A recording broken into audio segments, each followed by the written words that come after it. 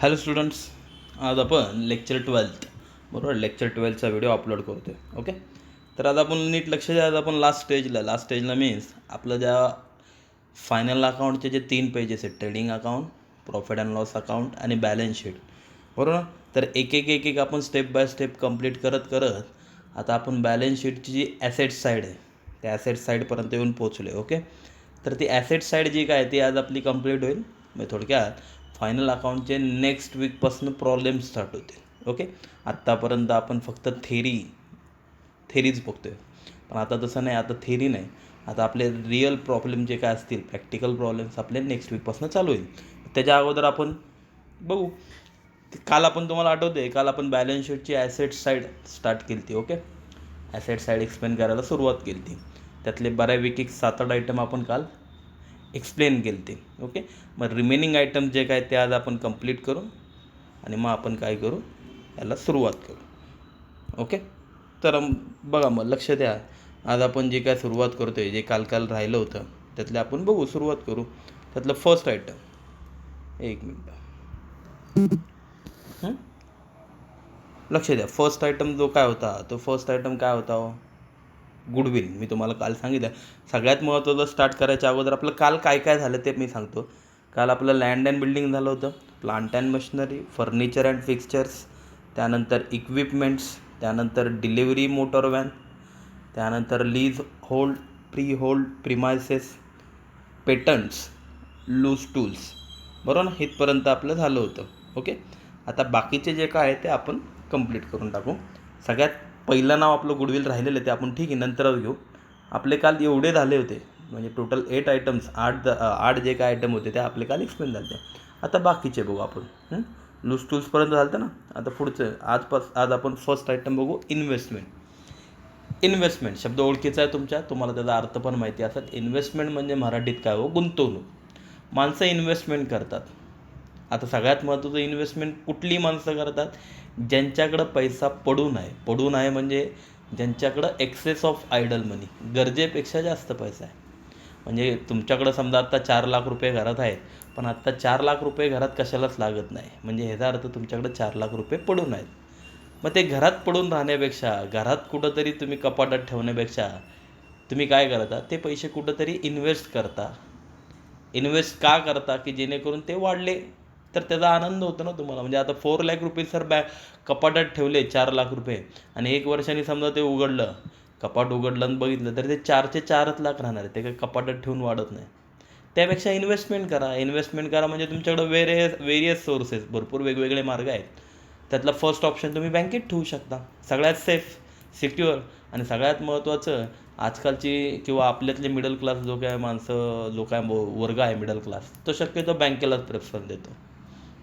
त्यामुळे बँकेत ठेवले तर 4 लाखाचे नक्कीच 40,000 50,000 वाढतील. म्हणजे after 1 year you will get 4,40,000, otherwise 4,50,000. 1 वर्षाने तेवढी अमाऊंट तुम्हाला 4,40 4,50 वगैरे भेटू शकते. नक्कीच फायदा, त्याला इन्व्हेस्टमेंट म्हणतात. मग साहजिक आहे, आपण जी काय इन्व्हेस्टमेंट करतो, काय काय जणं बँकेत पैसे ठेवतात, काय काय जणं त्या पैशांनी जागा घेतात, काय काय जणं त्या पैशाचं सोनं करतात, बरोबर आहे, इन्व्हेस्टमेंट. किंवा काय काय जणं त्या पैशाचे शेअर्स वगैरे पण खरेदी करतात. शेअर्स वगैरे पण इन्व्हेस्टमेंटचा एक भाग आहे. ओके, तर ही जी काही इन्व्हेस्टमेंट करता, म्हणजे समजा तुमच्याकडे 10 लाख रुपये आहे, तुम्ही 5 लाखाचं जागा घेतली, 5 लाखाचं कुठंतरी सोनं घेतलं, बरोबर आहे ना. तर हे जे काय वेगवेगळे तुम्ही 10 लाख तुम्ही डिवाईड करून गुंतवलेले आहेत, दॅट इज कॉल, त्याला तुमची इन्व्हेस्टमेंट म्हणतात. आणि ते ॲसेटला का बरं, कारण ही ॲसेट आहे तुमची, ती जागा, ते सोनं तुमची प्रॉपर्टी आहे ना. उद्या पुढं मागं ते विकून तुम्हाला तुमचे पैसे परत भेटू शकतात, म्हणून त्यांना ॲसेट्स म्हणायचं. ओके, त्यानंतर दिलं आहे स्टोअर्स अँड स्पेअर पार्ट्स. बरोबर आहे, स्टोअर्स अँड स्पेअर पार्ट्स. स्टोअर्सचा अर्थ माहिती आहे, दुकान, बरोबर. म्हणजे आता फॉर एक्झाम्पल तुमची जी काय स्टोअर्स, म्हणजे आता फॉर एक्झाम्पल तुमची जी काय प्रोडक्शन असेल, बाबा तुम्ही कपडे तयार करता. ओके, तर कपडे तयार केल्यानंतर ते कपडे विकण्यासाठी पण तुम्ही तुमचे स्वतःचे स्टोअर, तुम्ही बघता भरपूर ठिकाणी कंपनी स्वतःचेच आउटलेट काढते. म्हणजे आता आजकाल तुम्ही बघता जे काय ब्रँडेड कंपनीज असतात, बरोबर, वुडलँड घ्या, नायके घ्या, ह्यांचे स्वतःचे स्टोअर्स असतात. म्हणजे तुम्ही बघा कधी कधी रस्त्याने जाताना तुम्हाला नायकेचं शॉपी दिसतं. मग हे जे काय त्यांचे स्टोअर्स असतील, हे रेंटवर असतील किंवा स्वतः परचेस केले असतील. पुण्यामध्ये जेवढी त्यांची दुकानं असतील, ती दुकानं म्हणजे त्यांची ॲसेट झाली. अँड स्पेअर पार्ट्स म्हणजे माहिती आहे तुम्हाला, कधी कधी स्पेअर पार्ट्स पण खरेदी करतो ना आपण, मग ते जे ॲक्सेसरीज असून दे, ॲक्सेसरीज पण त्यांच्या काय झाल्या, ॲसेट्स झाल्या. नक्की कळलं? म्हणजे फॉर एक्झाम्पल बाबा, तुमचा प्रोडक्शन फॅक्टरी, म्हणजे फॉर एक्झाम्पल तुम्ही 2 व्हीलर 4 व्हीलरचं प्रोडक्शन करत असाल, तर 2 व्हीलर 4 व्हीलर तयार करण्यासाठी स्पेअर पार्ट लागतात ना. मग ते स्पेअर पार्ट तुम्ही जे काय वेगवेगळ्या कंपनीजकडनं परचेस करता, मग तुमच्याकडे जो काय स्पेअर पार्टचा स्टॉक आहे ती तुमची ॲसेट झाली. म्हणजे लक्षात आलं, स्टोअर्स अँड स्पेअर पार्ट्स. त्याच्याखाली लेस डेप्रिसिएशन दिलं आहे, पण डेप्रिसिएशन काय आपण इग्नोर करणार आहे. ओके. त्यानंतर प्रिपेड एक्सपेन्सेस, आउटस्टँडिंग इन्कम्स, हे 2 आयटम आहेत. ओके. पण त्या ॲडजस्टमेंट्स आहेत. मग थोडक्यात ह्या पण इग्नोर केल्या तरी चालतील, कारण त्यानंतर ॲडजस्टमेंटमध्ये सेपरेट एक्सपेन होणार आहे. त्यामुळे तुम्ही ते आत्ता पाठ करू नका. आत्ता आपण काय काय बघितलं, इन्व्हेस्टमेंट बघितलं. ओके. त्यानंतर स्टोअर अँड स्पेअर पार्ट्स बघितले. त्यानंतर डायरेक्ट आपण घेऊ लोन्स अँड ॲडव्हान्सेस. आता सगळ्यात महत्त्वाचं लोन शब्द आला आहे. भरपूर जणांना वाटतं सर लोनचा अर्थ असं वाटतं, अरे लोन म्हणजे आपण कोणाकडनं तरी लोन घेतलं आहे, आपण बँकेतनं लोन घेतलं आहे. मग लोन घेतलं आहे म्हणल्यावर ती आपली लायबिलिटी झाली, कारण ते पैसे आपल्याला बँकेला परत द्यायचे असतात. मग ॲसेटला कसं काय, तर नीट शब्द बघा, इथं नुसता लोन शब्द नाही, लोन्स अँड ॲडव्हान्सेस.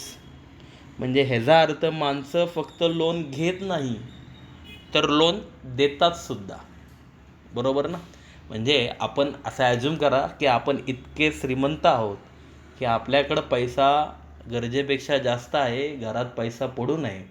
मग तो पैसा आपण काय करतो, बँकेत ठेवण्यापेक्षा अदर पर्सनला आपण काय करतो, व्याजाने फिरवतो. म्हणजे बाबा, जे कोण नीडफुल पर्सन असतील ते आपल्याकडे येतात. मग 2 लाख समजा एखाद्याला हवे असतील तर आपण 2 लाख रुपये त्याला देतो, पण त्याच्यावर आपण इंटरेस्ट घेतो 1%, 2% मंथली. म्हणजे बाबा 2 लाख दिलं तर एक काम करायचं, 2,000 रुपये तुम्हाला मंथली व्याज द्यायचं. मग ह्याच्यातनं आपला फायदा काय, आपण ही मदत का करतो इतरांना, तर त्यात आपलाच फायदा आहे. मंथली आपल्याला त्याच्यावर 2,000 इंटरेस्ट भेटत राहणार आहे. कुठपर्यंत, जोपर्यंत तो माणूस आपलं लोन रिपेड करत नाही. बरोबर ना. त्या माणसाकडं बाबा 1 वर्षांनी 2 वर्षांनी 2 लाख आले की तो आपले पैसे आपल्याला देणारच आहे. पण जोपर्यंत तो देत नाही तोपर्यंत आपण त्याच्याकडनं इंटरेस्ट घेणार. मग एक प्रकारे तो आपला फायदा पण झाला, आणि आपण जे त्याला 2 लाख रुपयेचं लोन दिले ते कधी ना कधी आपल्याला परत भेटणारच आहे. त्यामुळे ती आपली काय झाली, ॲसेट झाली. म्हणजे अर्थ कळला का तुम्हाला. लोन्स ॲडव्हान्सेस म्हणजे लोन घेतलं नाही आहे, तर लोन्स अँड ॲडव्हान्सेसचा अर्थ आपण कोणाला तरी लोन दिलेलं आहे आणि ते पैसे आता आपल्याला येणार आहेत. कळलं. त्यानंतर क्लोजिंग स्टॉकचा अर्थ माहिती आहे तुम्हाला. क्लोजिंग स्टॉक म्हणजे राहिलेला माल ॲट द इयर एंडिंग. म्हणजे वर्षाच्या शेवटी, लक्ष द्या मी काय बोलतो, मी इथं वर दाखवतो. 1,000 मोबाईल आपण काय केलं ते, आपली मोबाईल फॅक्टरी आहे, आपण मोबाईल प्रोड्यूस करतो. ओके. मग आपण ह्या वर्षी स्टार्टिंगला काय केलं तर 1,000 मोबाईल प्रोड्यूस केलं ते 1,000 मोबाईल आपण तयार केले ते. ड्युरिंग द इयर, वर्षभरात आपण काय केले, तिथले 800 मोबाईल्स वॉज सोल्ड. बरोबर ना. 800 मोबाईल आपण विकले. आता मला सांगा, 1,000मधले 800 विकले, that means remaining mobiles 200 mobiles were unsold. त्यातले 200 मोबाईल तसेच राहिले ना, विकलेच नाही. मग विकले नाही म्हणल्यावर त्याला काय म्हणणार, त्याला म्हणणार आपला क्लोजिंग स्टॉक, राहिलेला माल. आणि तो आपण फेकून देणार का हो, 200 मोबाईल राहिलेले? नाही फेकून देणार. का नाही फेकून देणार, कारण ती आपली ॲसेट झाली. ह्या वर्षी विकले नाही म्हणून काय झालं, आपण पुढच्या वर्षी नवीन मालामध्ये हा जुना माल मिक्स करू शकतो, पुढच्या वर्षी विकू शकतो. म्हणजे आपण ते फेकून देणार का, नाही. त्यामुळे ती आपली काय झाली, ॲसेट झाली. त्याला क्लोजिंग स्टॉक म्हणतात. लक्षात आलं. त्यानंतर next item, sundry debtors. Sundry creditors नावाचा शब्द आपल्या लायबिलिटीमध्ये गेला होता. त्यावेळेसच मी सांगितलं होतं, क्रेडिटर्स म्हणजे काय हो, अशी माणसं, बरोबर ना, की ज्यांना पैसे आपण देणं लागतो. मग सन्ड्री डेटर्स म्हणजे काय, त्याच्या ऑपोजिट करा. सन्ड्री डेटर्स म्हणजे अशी माणसं ज्यांच्याकडून आपल्याला पैसे येणं लागतं. The person from whom the amount is receivable. की अशी माणसं ज्यांच्याकडनं पैसे येणे आहेत. म्हणजे फॉर एक्झाम्पल, तुमच्यात आणि माझ्यात रिलेशन काय आहे, साहजिक आहे, तुम्ही स्टुडंट आहात माझे, मी तुमचा टीचर झालो. पण अजून एक रिलेशन आहे, तुम्ही माझे डेटर्स आहात, मी तुमचा क्रेडिटर्स आहे. का बरं, कारण मला तुमच्याकडनं पैसे यायचे आहेत, therefore you are debtors. आणि तुम्हाला मला पैसे द्यायचे आहेत, त्यामुळे मी तुमचा क्रेडिटर झालो. मग सोप्या भाषेत कळलं. डेटर्स म्हणजे कोण? अशी माणसं ज्यांच्याकडनं पैसे यायचे आहेत. मग साहजिक आहे, ती जी कोण माणसं असतील ज्यांच्याकडनं पैसे यायचे आहेत, ती माणसं आपली ॲसेट झाली. कारण उद्या ती माणसं जिवंत राहणं गरजेचं आहे. उद्या तीच माणसं समजा एक्सपायर झाली तर ते पण जातील आणि आपले पैसे पण जातील. मग साहजिक आहे, ज्या ज्या माणसांकडनं आपले पैसे येणं असतील ती माणसं आपली ॲसेट झाली आणि त्यांनाच डेटर्स म्हणतात. ओके. त्यानंतर त्याच्या खाली त्यांनी दिलं आहे any adjustment, less bad debts, less provision for on debtors. आता हे जे काय ॲडजस्टमेंट आहेत त्यामुळे हिथं गिचमिड आपल्याला करायचीच नाही आहे. बरोबर आहे ना. आपल्याला ते कॅन्सल करायचं, फक्त संडे डेटर्स एवढं नाव पाठ करतात. त्यानंतर insurance claim receivable. Insurance claim receivable actually ही पण ॲडजस्टमेंट आहे, पण ठीक आहे, त्याचा अर्थ मी सांगू शकतो. इन्शुरन्स क्लेम रिसिवेबल म्हणजे काय, की लक्ष द्या, की समजा आपल्या कंपनीमध्ये गोडाऊनमध्ये 40,000 40,000चा माल होता. 40,000चा माल गोडाऊनमध्ये होता. आज संध्याकाळी शॉर्ट सर्किट झालं आणि कंपनीला आग लागली. आणि त्या आग लागलीमध्ये ती जी काय आग लागली त्या आगीमध्ये 30,000 30,000चा माल काय झाला आपला जळाला. 40,000चा माल होता, त्यातला एक काम करू, 30,000 आहे 40,000, एक मिनटं, 40,000चा माल होता. कंपनीच्या गोडाऊनला आग लागली आणि तो सगळाचा सगळा माल 40,000चा माल आगीमध्ये काय झाला, जळाला. ठीक आहे, आपल्याला बातमी रात्री कळली, पण आपण काय लगेच गेलो नाही. आपण नेक्स्ट डे, दुसऱ्या दिवशी सकाळी आपण गेलं, बघितलं आग वगैरे लागून सगळा माल जळाला होता. आता तुम्ही म्हणताल सर आग लागली, दॅट इज देअरफॉर तो जो काय सगळा माल जळाला आहे तो आपला लॉस झाला, 40,000चा आपला लॉस झाला. हो, लॉसच झाला, पण आपण टेन्शन फ्री होतो because all the goods were insured. कारण आपण टेन्शन फ्री का होतो, कारण सगळा मालाचा इन्शुरन्स आपण काढून ठेवला होता अगोदरच. बरोबर ना. आपण अगोदरच फायर इन्शुरन्स काढला होता की जेणेकरून पुढं मागं समजा आग लागलीच की आपल्याला त्याच्यावरनं काय मिळेल, लॉस रिकवर होऊ शकतो, म्हणून आपण अगोदरच इन्शुरन्स काढला होता. ओके. मग आता मग समजा 40,000 तर आपली जी काय आग लागली, 40,000चा माल जळाला. सेकंड डे ते इन्शुरन्स कंपनीची माणसं आली आणि त्यांनी बघितलं की अरे खरंच आग लागली, खरंच एवढा माल जळाला. मग आफ्टर सॅटिस्फॅक्शन त्यांना सगळं खरं पटलं. मग त्यानंतर ते आले आणि ते म्हणले की ठीक आहे, तुमचा जो काय लॉस झाला, तर त्यांनी त्याबद्दल आपल्याला 30,000 30,000चा काय दिला, चेक दिला. त्या चेकला इन्शुरन्स क्लेम म्हणतात. की जो आपण इन्शुरन्स काढला होता ज्या कारणासाठी, त्या कारणानंतर जर आपल्याला त्यातले पैसे, आता तुम्ही म्हणता सर माल तर 40,000चा जळाला आहे, पण 30,000चा चेक. हां, इन्शुरन्स कधी 100% नसतो. इन्शुरन्स हा नेहमी कमीच भेटतो. मी ॲक्च्युली 30,000 जास्तच पकडला आहे, पण आपण ठीक आहे, तुम्हाला कळण्यासाठी मी 30,000 घेतला आहे. 100% नसतो. 40,000चा माल जळाला आहे म्हणल्यावर 40,000 सगळे देते इन्शुरन्स कंपनी, असं नसतं. असं असतं जर 40,000च्या बदल्यात 40,000 सगळी अमाऊंट मिळाली असती तर कंपन्यांनी स्वतःहून आग लावली असती, आहे का नाही. मग तसं नाही आहे, इन्शुरन्स कधी फुल अमाऊंट भेटत नाही. मग ठीक आहे बाबा, 40,000चा माल होता, त्याच्या बदल्यात 30,000चा तर चेक भेटला ना. मग ते 30,000चा जो चेक भेटला त्याला म्हणतात इन्शुरन्स क्लेम. आणि ते पैसे लगेच भेटत नाही, ते पैसे थोड्या दिवसांनी भेटतात, 10 दिवसांनी, 15 दिवसांनी भेटतात. त्याला म्हणतात इन्शुरन्स क्लेम रिसिवेबल. आणि ते ॲसेटला का बरं, कारण ते पैसे आत्ता नाही पण कधी ना कधी 10-15 दिवसांनी तर का होईना भेटणार आहेत ना, त्यामुळं ती आपली काय झाली, ॲसेट झाली. ओके. त्यानंतर नेक्स्ट आयटम बघा, त्याच्या पुढचा जो काय दिसतोय, बिल्स रिसिवेबल. बिल्स रिसिवेबल म्हणजे काय हो, बिल्स रिसिवेबल मागच्या वेळी आपण बिल्स पेएबलचा अर्थ बघितलेला ना, बिल्स पेएबल. आता सगळ्यात महत्त्वाचं रिसिवेबल आहे, रिसिवड नाही आहे. रिसिवड म्हणजे मिळाले आणि रिसिवेबल म्हणजे मिळायचे बाकी आहेत. मग बिल्स रिसिवेबल म्हणजे काय, अशी बिलं ज्या बिलांचे पैसे आपल्याला मिळायचे बाकी आहेत. म्हणजे फॉर एक्झाम्पल बाबा, आपलं किराणा मालाचं दुकान आहे, बरोबर आहे ना. आपल्याकडं भरपूर कस्टमर्स येतात, उधारीवर माल घेऊन जातात, बरोबर आहे. आणि मंथ स्टार्टिंगला जेव्हा त्यांची सॅलरी होत आहे, मग सॅलरी झाल्यावर सगळेजण पैसे आपल्याला देऊन टाकतात. मग साहजिक आहे, आपण सगळ्यांची काय केलं, आता 10 तारीख आली म्हणून आपण सगळ्यांची बिलं काढली. बघितलं बाबा 10,000ची बिलं आहेत, 10,000ची सगळ्यांची बिलं आहेत. मग आपण एकेकाला फोन लावून सांगितलं बा तुमचं एवढं बिल आहे, तुमचं एवढं बिल आहे, तुमचं एवढं बिल आहे. मग सगळेजण काय म्हणले की आणून देतो पैसे तुमचे. मग ते जे काय पैसे आणून देणार आहेत त्याला म्हणणार बिल्स रिसिवेबल, आणि ती आपली ॲसेट झाली. कधी ना कधी आपले कस्टमर्स आपल्याला पैसे देणारच आहेत त्या बिलांचे, म्हणून ती ॲसेट झाली. ओके. त्यानंतर लास्ट 2 आयटम बघू. Cash in hand, cash at bank. हे पार्टनर्स करंट अकाउंट हे आपल्याला पाठ करायचं नाही. हे last 2 item, cash in hand, cash at bank. Cash in hand म्हणजे काय? कंपनीमध्ये स्वतःजवळ जेवढी कॅश अवेलेबल असती त्याला कॅश इन हँड. म्हणजे फॉर एक्झाम्पल बाबा आपलं दुकान आहे, तुमचं दुकान आहे मोबाईल शॉपिंग. मी आत्ता तुमच्या दुकानात आलो आणि विचारलं बाबा किती कॅश आहे तुमच्याकडं. तुम्ही काउंटरला बघितलं, काउंटर ओपन केलं, त्यात 10,000 कॅश होती, तुमच्या पाकिटामध्ये 5,000 कॅश होती. बरोबर आहे, त्याला म्हणतात कॅश इन हँड. आणि कॅश ॲट बँक म्हणजे काय? तुमच्या तुमच्या बँकेत जे काय बँक बॅलन्स असेल त्याला म्हणतात कॅश ॲट बँक. मग मी तुम्हाला विचारलं दुकानात किती आहे? 10,000 आहे, खिशात 5,000 आहे, कॅश इन हँड. ते म्हणजे देअरफॉर टोटल 15,000 तुमच्याकडे आत्ता कॅश आहेत, नोटा आहेत, त्याला कॅश इन हँड म्हणणार.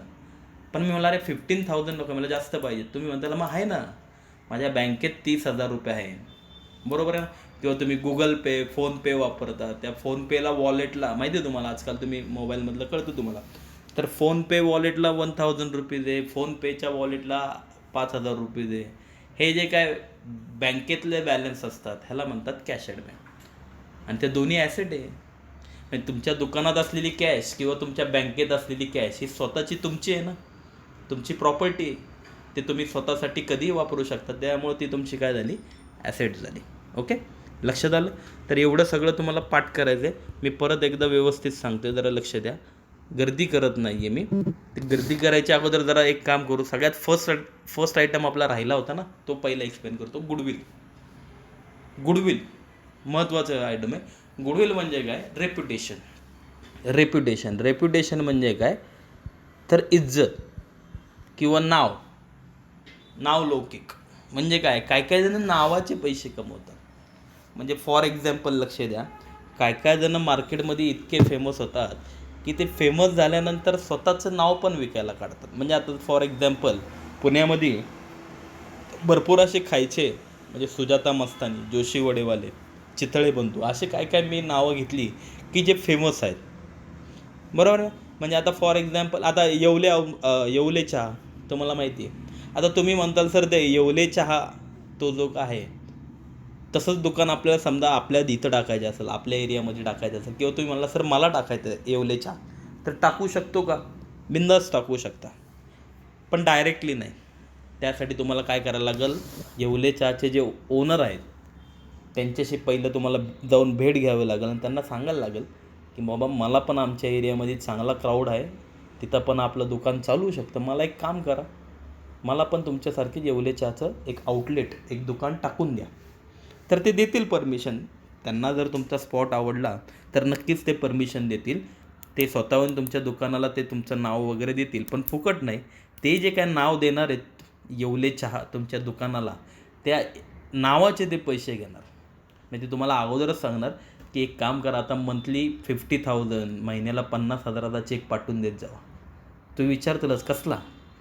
तर ते सांगणार नावाचा. तुम्ही दुकानाला जे नाव देता ना येवले चहा, त्या नावाचं तुम्ही आम्हाला चेक द्यायचा. का? गुडविल. कारण नाव बघून दुकानात माणसं येणार आहेत, मग त्या नावाचे पैसे नको घ्यायला. कळलं नक्की? त्याला गुडविल म्हणतात. मग ती ॲसेट झाली. काय ॲसेट? कारण आज विचार करा, येवले चहावाल्यांची पुण्यामध्ये 100 ते 150 आउटलेट असतील, बरोबर, पुण्यामध्ये. मग त्या 100 दुकानातनं मी असे 50,000 जर बघितले तर 100 × 50,000 जर कॅल्क्युलेशन केलं तर 50 लाख रुपीज होतात. 50 लाख रुपये ते दर महिना फक्त असे कमवतात आहेत.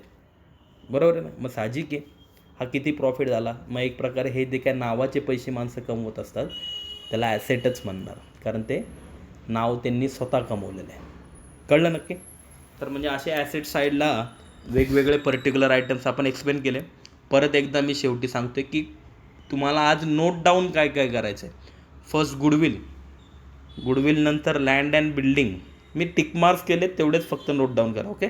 लँड अँड बिल्डिंग, नंतर plant and machinery, furniture and fixtures, equipment, delivery oblique motor van, leasehold oblique freehold premises, patents, loose tools, investments, stores and spare parts, त्यानंतर loans and advances, closing stock, sundry debtors, insurance claim receivable, bills receivable, cash in hand, cash at bank. बस जेवढ्या जणांवर मी tick mark केलेली आहे तेवढेच particular item तुम्ही काय करताल, पाठ करताल. ओके, आणि तेवढेच फक्त नोट डाऊन करून घ्या. म्हणजे अशा प्रकारे आज आपली बॅलन्स शीट साईड काय झालेली आहे, बॅलन्स शीटची ॲसेट साईड म्हणजे थोडक्यात बॅलन्स शीट पूर्ण कंप्लीट झालेलं आहे. आणि आपले जे 3 पेजेस होते, trading account, profit and loss account आणि बॅलन्स शीट, तिन्ही पेजेस कंप्लीट झाले. ओके, तर मग व्यवस्थित नोट डाऊन करा. नेक्स्ट वीकपर्यंत तुमचं पाठ झालं पाहिजे. नेक्स्ट वीकपासून आपल्या ऑनलाईन एक्झाम चालू होतील. तर कशा एक्झाम घ्यायच्या ते मी तुम्हाला नेक्स्ट लेक्चरमध्ये सांगेलच.